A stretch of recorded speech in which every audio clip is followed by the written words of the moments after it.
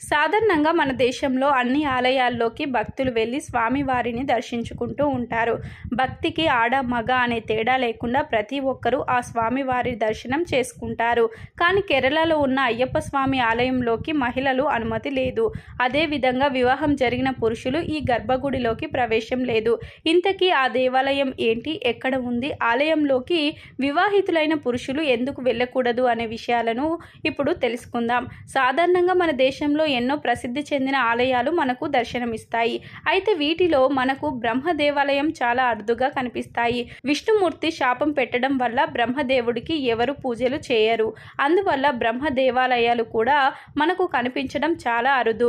మన దేశంలోని అరుదైన 3 బ్రహ్మ దేవాలయాలు ఉన్నాయి. వాటిలో ఒకటి రాజస్థాన్ రాష్ట్రం అజ్మీర్ జిల్లా పుష్కర్ అనే ఊరిలో ఉంది.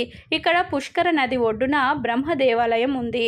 పుష్కర నది ఒడ్డున ఉన్న ఈ దేవాలయంలోకి వివాహితులైన పురుషులకు ప్రవేశం లేదు.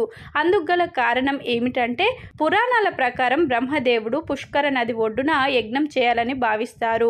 అయితే యజ్ఞం చేసేటప్పుడు తప్పకుండా భార్యాభర్తలిద్దరూ కలిసి చేయాలనే ఆచారం మనకు తెలిసిందే.